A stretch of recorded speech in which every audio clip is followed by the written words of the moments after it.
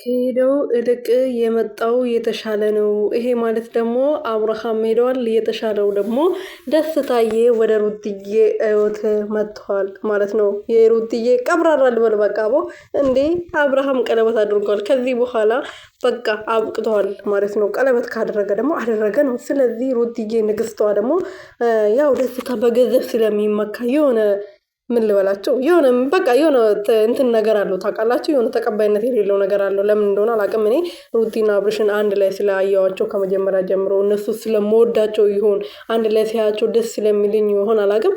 የደስታ እንትንነት ምንም እየታየኝ አይደለም።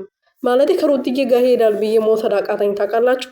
እና የኔ ንግስት ማለት ነው ቢኒዬ እንደዚህ ብሎ መጥቷል በአዲስ ነገር። ሩትዬ ደግሞ ትላንት እኔ እንኳን ሄደች በጣም ነው ደስ ያለኝ። እንኳን ሄደች።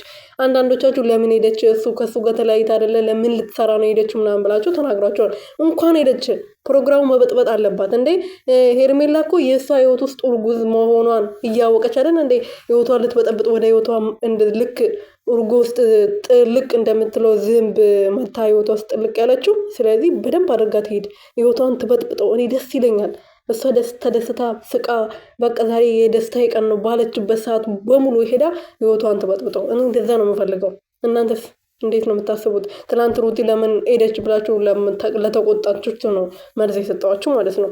ሰላም ሰላም ቤተሰብ እንዴት ናችሁ? ደህና ናችሁ ወይ? እኔ ያለው እግዚአብሔር ይመስገን።